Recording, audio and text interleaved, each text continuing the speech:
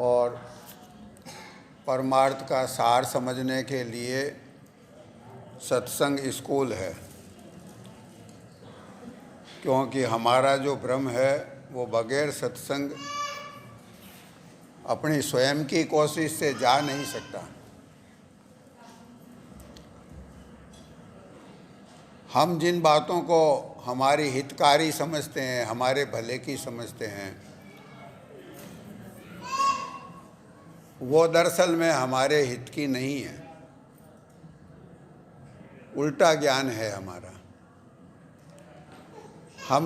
हम आराम और सुख प्राप्ति के लिए, हमारे दुखों से कष्टों से छुटकारा पाने के लिए, यहाँ तक कि बाप जी की सेवा करने के लिए भी हम जगत को जरूरी मानते हैं। ये जगत यानी माया तो विघ्न है, हो सकती है ये मददगार, लेकिन इसके संचालन करने वाली बुद्धि जो है वो परमार्थी बुद्धि होनी चाहिए, बाप जी के चरणों के प्रेम में रंगी हुई बुद्धि होनी चाहिए। और बाकी जगत को हम कितनी कोशिश कर लें, सार निकलेगा नहीं। हमारी गलतफहमी है, ये बात हमने बहुत जगह से सुनी और समझी नहीं, सुनी जरूर, अनेक जगह पढ़ा, सब संतों ने फरमाया।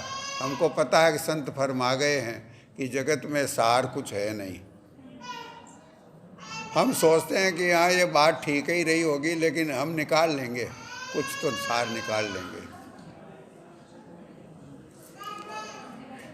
चाहे कितनी इसको कोशिश कर लें, पानी में से घी निकल नहीं सकता। और अब पानी कहाँ बचा है? पुराने ज़माने में नदियाँ दो तरह की होती थी, एक सूखी और एक पानी वाली, जल वाली, सजल। एक होती थी बरसाती नदियाँ और एक होती थी 12 मासी नदियाँ। एक में समय पे पानी बहता था और दूसरी में 12 मास बहता था। अब घोर कलयुग आ गया तो 3 तरह की हो गई। एक तो सूखी, और कभी कभी ज़्यादा बरसात होती है तब साफ पानी आ जाता है, बाकी नाले बन गए, नदियाँ तो सब। तो ये जगत तो जो पहले इसका रूप था वो भी खराब था, उसमें से भी सार नहीं निकल सकता था। तो कलयुग के समय में जगत का यानी माया का रूप बहुत ज़्यादा मलिन हो गया है। इनको कलयुग के मेल कहते हैं, कलिमल। अपन पाठ में रोजाना बाप जी साहब ने हमें पाठ में प्रार्थना करना सिखाया, कलिमल नासक सतगुरु स्वामी। बाप जी ऐसे हैं जो कलयुग के दोषों को दया करके दूर करने वाले हैं। तो ये जो नाले हैं वो पानी था जो नाला हो गया, जो उस पानी को, साफ पानी को मतें तो घी नहीं निकल सकता, तो इस गंदे पानी को मतने से क्या निकलेगा? ऐसी जानलेवा जहरीली गैसें निकलेगी जो हमें अकाल मौत देगी।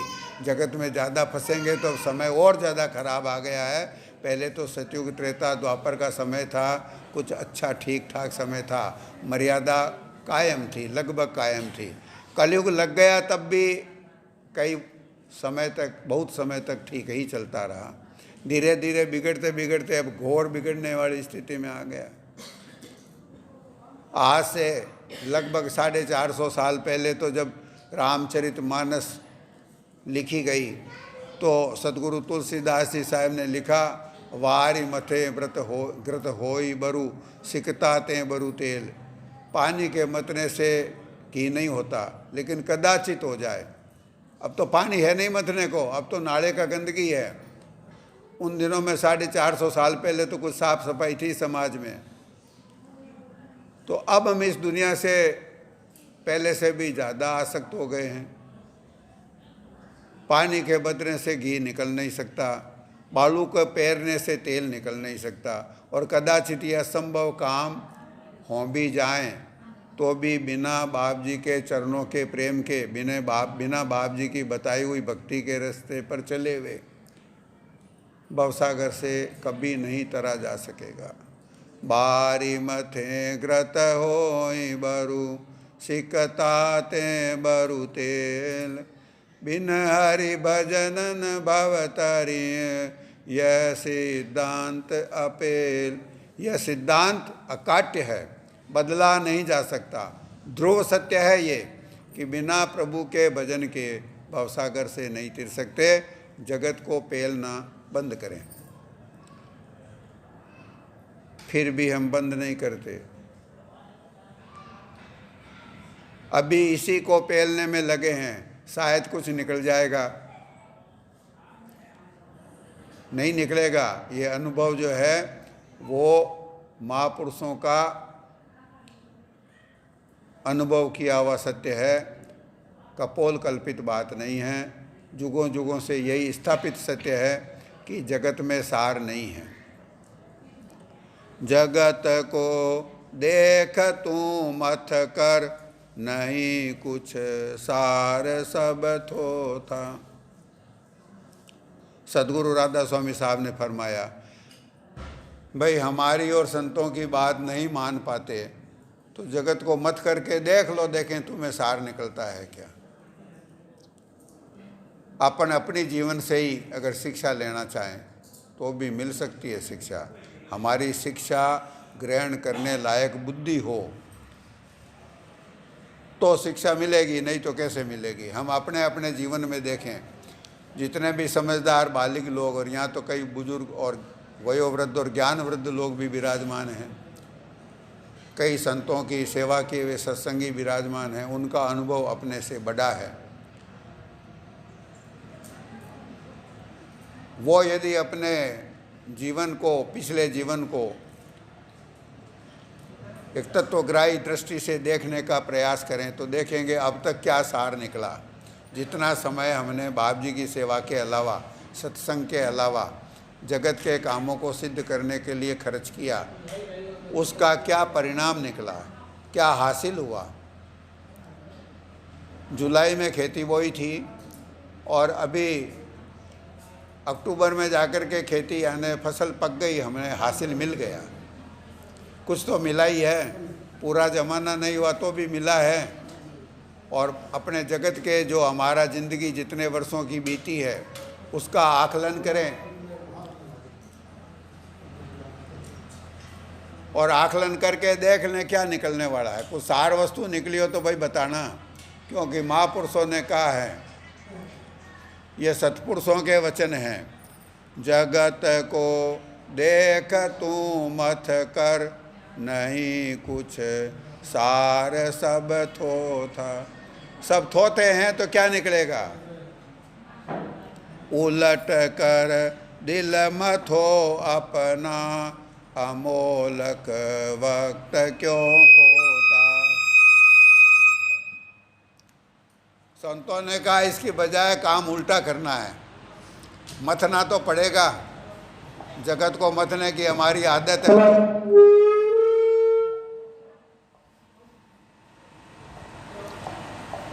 जगत को मथने की हमारी आदत है तो मथे बगैर नहीं रहेंगे। कुछ न कुछ गुनावन करेंगे, कुछ न कुछ कर्म करेंगे। निष्क्रिय नहीं हो सकते क्योंकि तनधारी हैं। तनधारी निष्क्रिय हो ही नहीं सकता। जब से किसी न किसी देह में जीवात्मा सुरत आकर के बैठी, कुछ न कुछ उसे करना ही पड़ेगा। कर्म करना अवश्यम भावी है, बिना किए रह नहीं सकते। तो संतों ने कहा कर्म करो, बाहर जगत को मथने की बजाय बाहर से लौट करके अपने घर में आओ और उलट कर दिल मथो अपना, अपने घट में खोज करें। और ये काम नहीं करेंगे, समय तो कीमती है, फालतू में हमने गंवाया है, फालतू में बाकी का भी चला जाएगा।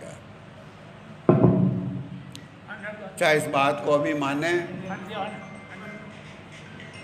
या न माने, नहीं मानेंगे तो भी परिणाम तो वही होगा, और मान लेंगे तो अच्छी बात है, हमारा भला हो सकता है। तो संतों ने कहा उलट कर दिल मथो अपना, अमोलक वक्त क्यों खोता। जो जगत को मथने का यानी जगत में पिलने का, जगत में रचने बसने का, जगत के प्रपंचों को अपने फेवर में सिद्ध करने का, जगत की घटनाओं को अपने पक्ष में मोड़ने का जो फालतू कोशिश करते हैं, यहाँ के सामान पदार्थ लोग और यहाँ के माया के जो जितने भी उपकरण हैं उनसे हम हमारे सुख की कामना करते हैं, लालसा करते हैं, कोशिश करते हैं, प्राप्त करने के लिए झूठा प्रयत्न करते हैं, उसी बात को पलट करके अपने घट में बाप जी की खोज में लग जाएं, तो जो समय जा रहा है व्यर्थ में वो बच जाएगा, बच नहीं जाएगा, सफल हो जाएगा। सिवाय इसके और कोई रास्ता नहीं है। अब भी अपन ने दो उदाहरणों पर विचार किया, दो महापुरुषों के आप्त सत्यों को हमने विचार में लिया। एक तो रामायण में गोसाई तुलसीदास जी फरमा गए और एक सतगुरु राधा स्वामी साहब ने फरमाया सार वचन में। यही उपदेश सब संतों का है, ऐसा ही बाप जी साहब का उपदेश है। यही सतगुरु कबीर साहब जी ने भी फरमाया। धर्मदास जी साहब को कबीर साहब फरमाते हैं, कहे कबीर धर्मदास से घट खोजो मेरा भाई, खोज वार पार की गम नहीं, खोज आई गम पाई। ठीक हो, इतनी दूर को कबीर साहब फरमाते हैं, धर्मदास भाई काम एक ही करना है, हमारा तो इतना ही उपदेश है, तीन शब्दों का उपदेश है। चौथा अपनत्व की वजह से उस उपदेश को अपनत्व वाला लेप लगा करके, अपनत्व वाली चाशनी में लपेट करके संत फरमाते हैं 4 शब्द। कहे कबीर धर्मदास से घट खोजो मेरा भाई, हे भाई घट खोजो। उपदेश तो 2 ही शब्दों का है, घट में अपने गुरुदेव की खोज करो। गुरुदेव का रूप घट में कैसा है? शब्द रूप हैं। बाप जी साहब उस रूप में, जिस रूप में जगत में विराजमान थे, 5 तत्वों का पुतला था। हमारा जैसा शरीर महापुरुषों का भी था। घट में वो स्थूल रूप नहीं मिलेगा, घट में सूक्ष्म और चैतन्य स्वरूप है, वो शब्द स्वरूप है। तो उस शब्द का भेद बाप जी स्वयं हमें बताने के लिए यहाँ पधारे। सतदेश से जगत में आए, मायालेश में आए, मृत्यु लोक में आए, हमारे गांव और हमारे मूल्य में पधार गए और हमें यही उपदेश दिया जो धर्मदास जी साहब को कबीर साहब ने दिया। कहें कबीर धर्मदास से घट खोजो मेरा भाई, अपने घट में खोज करो भैया। और जिस मालिक की वार पार और गम नहीं है, यानी जिसको पहचाना भी नहीं जा सकता, जो अपार है, अनंत है, असीम है, जिसकी कोई सीमा नहीं है, जो कैसा है, जिसका परिचय नहीं दिया जा सकता, उसको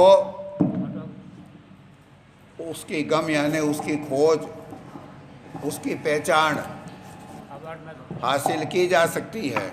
कहाँ पे? घट में। ठीक ही हो जाते, गड़बड़ करियो। तो उपदेश तो यही है और ये सार उपदेश है। सार उपदेश यानी उपदेश का भी सार तत्व, मर्म उपदेश, हमारे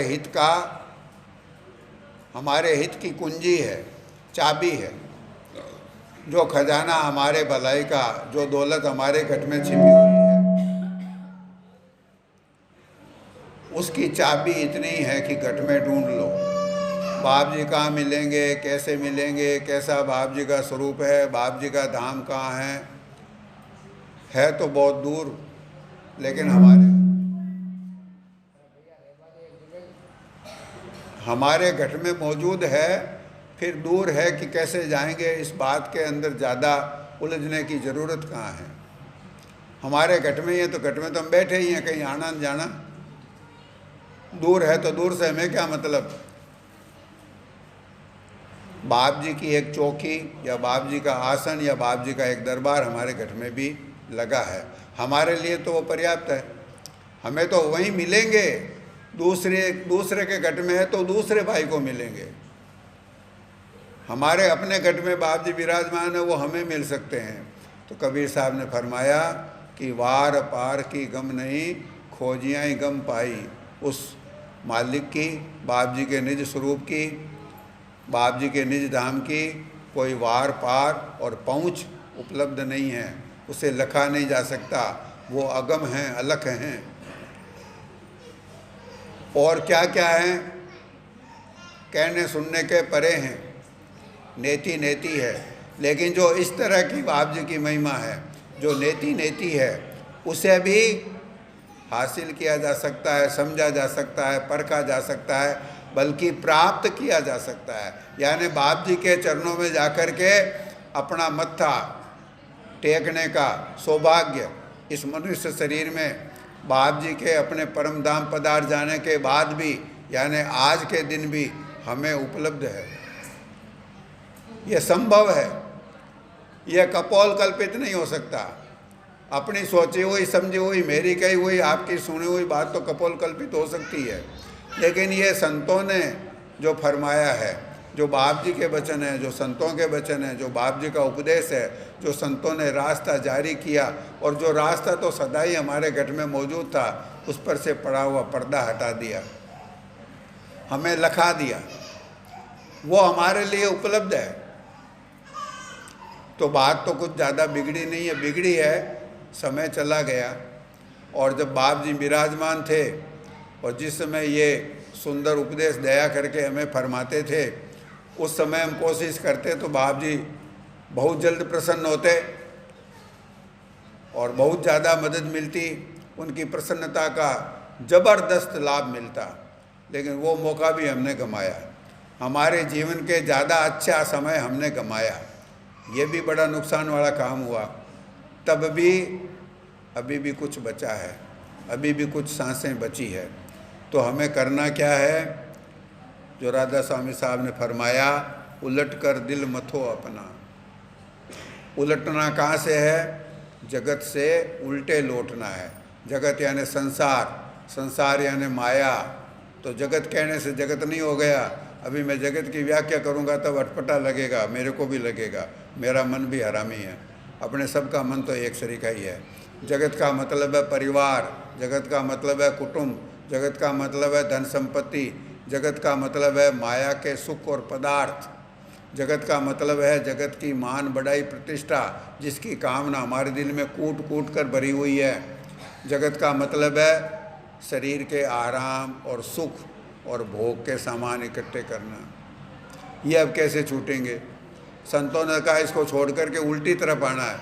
उधर जा रहे हैं जो बाप जी से दूर ले जाता है, उस रास्ते पर आगे बढ़ रहे हैं। घट में बाप जी विराजमान हैं, हम बाहर सब काम करते हैं, सुख का सामान बाहर ढूंढते हैं। सुख के सागर बाप जी के चरण हैं, वो घट में विराजमान है।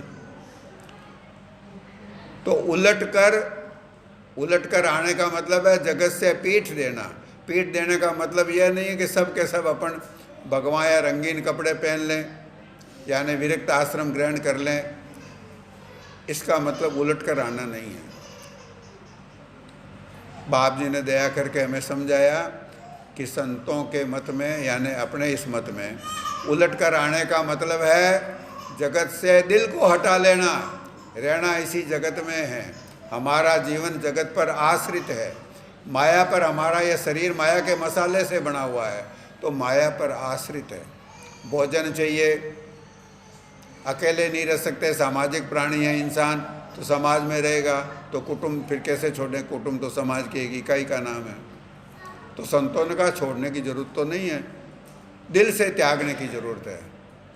कमल का फूल पानी में रहता है, पानी में बढ़ता है, पानी में पलता है, पानी में पनपता है। उसकी जड़ें कीचड़ में हैं। नीचे तो तली में कीचड़ ही होता है ना, पक्के फर्श पे तो उग नहीं सकता। यदि पक्का तालाब हो, टाइल लगाया हुआ, तब तो वहाँ तो कमल का फूल भी नहीं उगेगा। तो नीचे अगर कच्ची ज़मीन होगी तो कीचड़ तो होगा। कीचड़ में उसके जड़ों को आधार मिला हुआ है। हम भी इस माया के देश में हैं, तो हमें माया के जगत में रहना पड़ेगा। जो अपने आप को कहते हैं हम निर्लेप हैं, हमने माया को त्याग दिया। कैसे त्याग दिया? शरीर में बैठे हैं, ये माया के मसाले का है। इस शरीर को अन्न की खुराक चाहिए, वो अन्न माया का मसाले का बना हुआ है। इस शरीर को तन ढकने को लिए, शरीर की सुरक्षा के लिए कपड़े चाहिए, एक आवास चाहिए, एक छत सबको चाहिए। अब कलयुग का समय आ गया, कोई समय में तो विरक्त आदमी, संन्यास्त आदमी रुपए पैसे को छूते नहीं थे। आज के ज़माने में साधुओं को भी ऐसा समय आ गया कि कुछ न कुछ रुपया पैसा यदि अपने पास रखते हैं तो समय की गति को देखते हुए उससे ज़्यादा अनुचित नहीं कहा जा सकता। हाँ, उसमें ममत्व तो नुकसानदायक है, वो तो अनुचित है। तो विरक्त वो है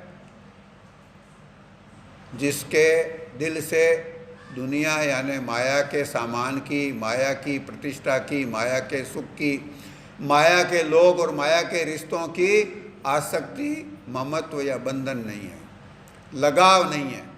सीधी भाषा में एक शब्द में सुना और समझा जाए तो दुनिया से लगाव कम करना है। भले फिर इनके बीच में ही रहने, इनके बीच में ही रहेंगे, कहाँ जाएंगे? यही हवा, यही पानी, यही सूरज, यही पृथ्वी, यही भोजन, चाहे यहाँ पे कहें चाहे हिमालय में जाके बैठ के करें, ये का यही। तो ये 5 तत्वों का तो रचना है, ये सब जगह 5 तत्व मौजूद हैं और इन्हीं के ऊपर हमारा जीवन आश्रित है। त्यागने का मतलब दिल से त्यागना है। कोई कहे कि मैंने जगत त्याग दिया, मेरा नियम बना हुआ है कि मैं हवाई जहाज़ में सफ़र नहीं करूँगा, तो हवाई जहाज़ में सफ़र करने लायक अपनी औकात ही नहीं तो सफ़र कहाँ से करेंगे? वो त्यागना नहीं हुआ। मैं कहूँ मैंने जो है ना माया की ज़्यादा फंसने वाली चीज़ें हैं, सोना हीरे जवाहरात, मैंने त्याग दिए। त्याग क्यों दिए? मुझे मिलते ही नहीं है तो त्याग दिए। मैं कहूँ मैंने घी त्याग दिया, अच्छा घी मैं नहीं खाता, क्यों? इसलिए नहीं खाता कि एक तो बूता नहीं है, दूसरा डॉक्टर ने मना कर दिया। तो ये त्याग नहीं है। अनप्राप्त वस्तु को कहा तजे, प्राप्त तजे तो त्यागी है। जो अप्राप्त वस्तु को कहे कि मैंने त्याग दिया वो त्यागी नहीं है, जो प्राप्त वस्तु को त्यागता है वही त्यागी है। प्राप्त वस्तु को त्यागने का मतलब है कि जितना सामान हमें बाप जी ने दया करके, कुदरत ने मेहरबानी करके हमारे पालन पोषण के लिए हमें दे दिया, उसका भी उपयोग अबाध गति से नहीं कर सकते। संकुचित उपभोग, सोचा समझा हुआ उपभोग। पेट भरना है तो अन्न भी खा सकते हैं, पेट भरने के लिए दूध भी पी सकते हैं, कुछ मात्रा में घी भी ले सकते हैं, पेट भरने के निमित्त, स्वाद के निमित्त नहीं। इस तरह से माया के पूरे जगत के जितने सामान हैं, जगत के जो अपने रिश्तेदार हैं, कुटुंबी हैं, परिवार के लोग हैं, उनके बीच में रह सकते हैं। किस तरह से? रेल के डिब्बे में बैठे हैं, अपने अकेले का तो डिब्बा है नहीं। एक डिब्बे में 60, 70, 90, 100 सवारी भी हो सकती है, 50, 60 तो होती है। उनके बीच में बैठे हैं, सबका डिब्बा है। हमारा उनसे कोई लगाव नहीं है, हमारा उनसे कोई विरोध नहीं है। सभी यात्री हैं और जिसका जहाँ समय आता है वो उतर जाता है, और जो नया चढ़ जाता है उस डिब्बे में वो हमारा सह यात्री हो जाता है। उतर गया उसका हमें कोई मलाल नहीं, नया आदमी आके बैठा तो उससे हमारा कोई खास लगाव नहीं। जब तक बैठे हैं हिल मिल के बैठे हैं, हंस खेल के बात कर रहे हैं, अपना अपना गंतव्य स्टेशन आएगा उतर के चले जाएंगे, उसका दुख भी नहीं करना है। हमारे साथ जो लोग हैं उनमें से बहुत से चले गए और बाकी जो हैं उनमें से भी साथ छूट सकता है, छूटेगा, अवश्य छूटेगा, उसका भी गम नहीं। हमें अपने हित पर ध्यान रखना है। उलट कर दिल मथो अपना, उलट कर आवें यानी लौट कर जगत से अपने घट में आवें। इसका मतलब क्या हुआ? हम एक वचन शास्त्रों में, संतों के वाणी वचनों में रोज सुनते हैं, अंतर्मुखी होना। अभी हम बाहरमुखी हैं, अंतर्मुखी हो जाएं। हमारा चित्त तीसरे तिल पर सिमटा हुआ रहे। दुनिया के सामान की, दुनिया की घटनाओं से प्रभावित होकर चित्त चंचल न हो, दुनिया के सामान के कामनाओं से भी चंचल न हो, दुनिया के सुख और आराम की कामनाओं से भी चित्त डोलना नहीं चाहिए। अचंचल रहे चित्त। कहाँ रहे केंद्रित? बाप जी के चरणों में। बाप जी ने दया करके बता दिया, यहाँ गुरुदेव के चरण मौजूद हैं, उनमें अपने चित्त की डोरी को बांध के रखो। हमें प्रार्थना करना सिखाया, सदगुरु जगजीवन साहब की वाणी है, प्रार्थना करते हैं, इत उत चेतन जाय हमारा, सूरत चरण कमल लिपटावो। हे गुरुदेव दया करें, मेरा चित्त इधर उधर नहीं जाए, मेरी सूरत कहाँ लिपटी रहे, आपके चरण कमलों में। वो चरण कमल कहाँ हैं? फोटो में नहीं है, जिनको हम देख देख के प्रणाम करते हैं, वो उसकी निशानी है, वो उसको याद दिलाने वाले हैं। लेकिन अंतर में बाप जी के चरण तीसरे तिल पर हैं, वहाँ हमारा चित्त और हमारी जीवात्मा सूरत यानी हमारी तवज्जो वहाँ केंद्रित रहे, तो हम अंतर्मुखी हो पाएंगे। और ये क्यों ज़रूरी है कि अभी तो उलट कर आने का नाम है अंतर्मुखी होना, एकाग्र होना। तीसरे तिल पर अपने चित्त को बांधे रखना बाप जी के चरणों से, तब दिल मथने का काम हो पाएगा। जहाँ पर हम बैठे नहीं हैं वहाँ पे काम कैसे हो सकता है? जब हम बाहर हैं तो घट को मथेगा कौन? मथन किसका करना है? वतन गुरुदेव ने जो अभ्यास बता दिया है उसका नाम है दिल को मथना, यानी तीसरे तिल पर शब्द की झनकार में अपनी सूरत तवज्जो को जोड़ना, धीरे धीरे उसमें ऐसे लीन रहना कि उससे लगन लग जाए, बाहर का दुनिया का सारा विघ्न अपने आप समाप्त हो जाएगा। यही सार उपदेश है। उलट कर दिल मथो अपना, अमोलक वक्त क्यों खोना। आगे फिर सावचेत करते हैं, उपदेश तो समाप्त हो गया, दिल मथने के बाद में बस यही काम करना है। लेकिन संत जानते हैं माया के विघ्न और माया के प्रलोभन बहुत हैं।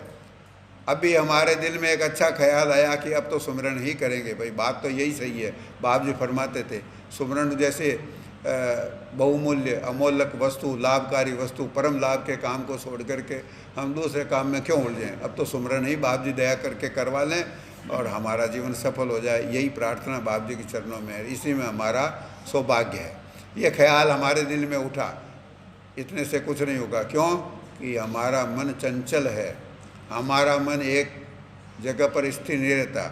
इस विचार पर हमारा मन ज़्यादा देर कायम नहीं रहेगा, थोड़ी देर में फिर वही घोड़े वही मैदान, फिर वही दुनिया उसी में दौड़ेगा मन।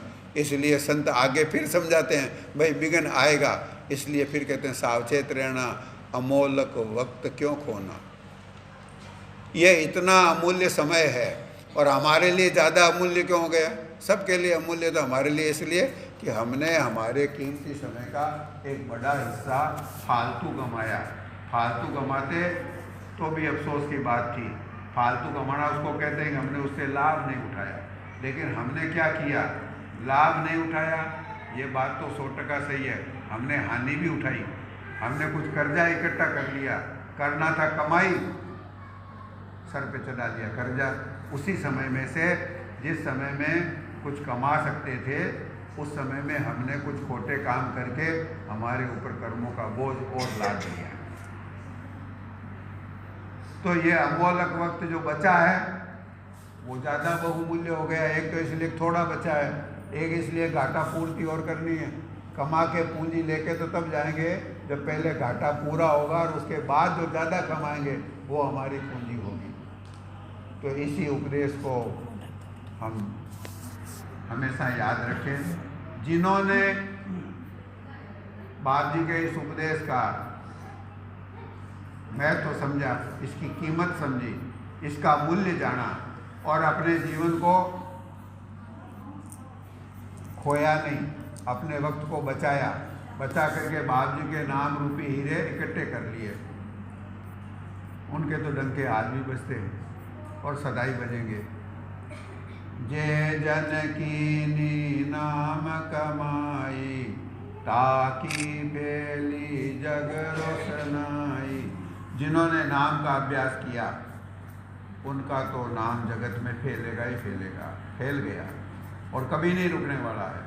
युग बीत जाएंगे, उनको सज्जन लोग, प्रेमी लोग, भक्त लोग, साधु लोग और संत महापुरुष भी याद करते हैं। इसी भूमि पर भगत पूसाराम जी हुए, इसी गुफा में बैठ करके अपने गुरुदेव की याद में रोते थे। रात को जाग करके उनके दिए हुए बताए हुए अभ्यास का तरीका आजमाते थे, सुमरन करते थे, गुरुदेव के स्वरूप का ध्यान करते थे, उनके बताए हुए रास्ते पर चले। तो आज हम यहाँ आकर के मत्था टेकते हैं और सोचते हैं कि आज अच्छा हुआ, बहुत दिनों बाद में इस जगह पे आकर के अपने को भी दर्शन करने का सौभाग्य मिला। ये रोशनाई फैली, ये प्रकाश फैला, किसके बलबूते पर? उनके गुरुदेव समर्थ थे इसलिए, वो स्वयं सुपात्र थे इसलिए, और सबसे ज़्यादा इस बात के लिए कि उन्होंने अपने गुरुदेव के हितकारी उपदेश को, जीवन बदल देने वाले उपदेश को अमल में लाए और यहाँ पे बैठ करके उनके दिए हुए नाम का सुमरण किया और उनके दिए हुए नाम का अभ्यास किया। उनके बताए हुए, उनके हुक्म के अनुसार अपने घट में खोज की। जो उपदेश धर्मदास जी साहब को कबीर साहब ने दिया, जो उपदेश बाप जी साहब ने पूसाराम जी भगत साहब को दिया, वही उपदेश हमारे लिए है। कहें कबीर धर्मदास से घट खोजो मेरा भाई, वार पार की गम नहीं, खोज आई गम पाई। जब धर्मदास जी जैसे सामर्थ्यवान सच्चे परमार्थी जिज्ञासु कलयुग के जो खास गुरुमुख हो गए, उनमें भी अग्रगण्य, उस गुरुमुखों की पंक्ति में सबसे आगे जो खड़े हैं, ऐसे धर्मदास जी साहब को भी कबीर साहब ने कहा, खोजे बगैर गम नहीं मिलेगी। तुम सोचो कि हम तुम्हारे सर पर हाथ रख दें और तुम्हारे ज्ञान चक्षु खुल जाएं, तुम्हें पता चल जाए कि मालिक का स्वरूप कैसा है, हमारा निस्वरूप कैसा है। कबीर साहब ने फरमाया, धर्मदास ऐसा नहीं होगा। हम तो यही कामना रखते हैं, बाप जी दया करेंगे जब सब हो जाएगा, बाप जी दया करेंगे तभी होगा, उसके पहले हम क्या कर सकते हैं? हम तो निर्बल हैं, हम तो कमज़ोर हैं, हम तो जगत के साधारण जीव हैं, हम तो कुटुंब में बसे हुए हैं, हम तो गृहस्थी हैं। बात सारी की सारी सत्य है, तब भी करना ही पड़ेगा। वो ज़्यादा सामर्थ्यवान थे, सच्चे कृपा पात्र थे, तो उनको सफलता ज़्यादा मिली और जल्दी मिली। हमारी पात्रता में कमी है। गुरुदेव उतने ही सामर्थ्यवान हैं, कबीर साहब धर्मदास जी साहब के लिए और बाप जी साहब अपने लिए बराबर के सामर्थ्यवान गुरु हैं। फर्क क्यों है? फर्क हमारी और धर्मदास जी साहब की पात्रता में है। फर्क हमारे और पूसाराम जी भगत साहब की पात्रता में था, अभी भी है। इसलिए पात्रता में जो है वो तो हमारी मजबूरी है, रहेगी, लेकिन बाप जी उतने ही सामर्थ्यवान है। एक पक्ष उतना ही मजबूत है तो अपनी तरफ से भी निभा सकता है और निभाएंगे, शर्तियाँ निभाएंगे, ये उनका बिरद है। लेकिन हम खोजना शुरू करेंगे तब तो ये आगे की बातें आएगी। आज हमें ऐसा कहने की कहाँ ज़रूरत है, और कहने का हक कहाँ, हमको किसने दिया, हमारा कैसे है? जब हम कुछ करते ही नहीं, बिना खोजें तो गम नहीं मिलेगी। जब धर्मदास जी साहब को ये हुक्म दिया तो अपने लिए तो कानून कैसे बदलेगा? वो जो ऊंचे दर्जे के सच्चे गुरुमुख भक्त थे, उनके लिए कानून ये था, तो हमारे लिए भी कानून यही रहेगा। इस गलतफहमी में न रहें। चाहे हम कितने भी कमज़ोर हों तो उतने ही ज़्यादा दया बाप जी कर देंगे जितनी हमारी कमज़ोरी ज़्यादा है, लेकिन हमें इसमें लगना पड़ेगा। हमें इसमें इस काम को सिद्ध करने के लिए तुलना पड़ेगा, जी जान की बाजी लगानी पड़ेगी। इसलिए ये जो मैंने कहा और संतों की बताई हुई, बाप जी की बताई हुई बात को ही याद किया, अपनी तरफ से तो अपना कहने का कोई हक भी नहीं है, दर्जा भी नहीं है। जो ये बात है वो बाप जी की है, तो बाप जी का सिद्धांत ही ऐसा है। यह करनी का खेल है, नाई बुद्धि विचार, बुद्धि छोड़ करनी करे, तब पावे कछु सार। तो ज़्यादा समझदारी बुद्धि विलास में नहीं है।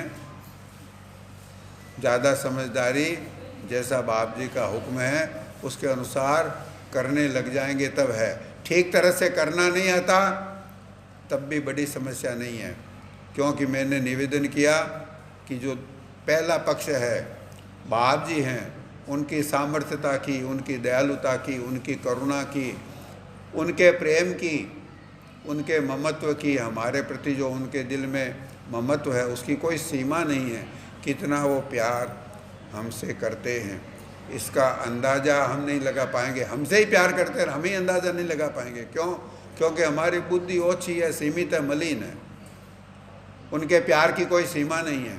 इसलिए हमें घबराने की आवश्यकता नहीं है। बस बुद्धि छोड़ करनी करे तब पावे कछुसार। यही बात धर्मदास जी साहब को कही, वार पार की गम नहीं, खोजियाँ ही गम पाई। घट में खोज करनी है। अब बाप जी के चरणों में यही प्रार्थना है कि बाप जी दया करें और ये जो काम है जो हमें बड़ा मुश्किल लगता है और बाप जी की दया होने पर जो बड़ा सरल है, ऐसा महापुरुष कह गए। हमें अनुभव नहीं है सरलता का, हमें तो मुश्किल वाला अनुभव ही है।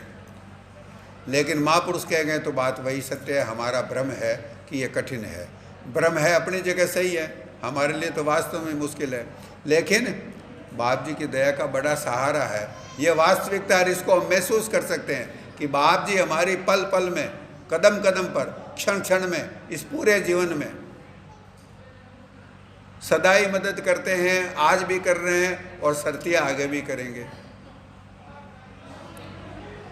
जिन्होंने माँ के पेट में हमें बचाया, हमारा भरण पोषण किया, हमारा पालन पोषण किया, हमारे देह को संवारा, कच्ची मिट्टी से, कच्चे पानी के जैसा बना हुआ था। शुरुआत तो वहीं से होती है। और तो उस समय इस तरह की दया किए तो वो बाप जी तो अभी भी हमारे पर वैसी ही तवज्जो, दया भरी नज़र रखते हैं। अभी हमें भूल तो नहीं गए हैं और कभी भूलेंगे भी नहीं। हम ही कुपुत्र होते हैं, माँ तो कुमाता नहीं होती। इसलिए भरोसा रख कर के इस काम में लग जाएं। बाप जी दया करें और हम सब से अपनी प्रसन्नता का यही काम करवा लें। इसी प्रार्थना के साथ विराम। जगत माही सा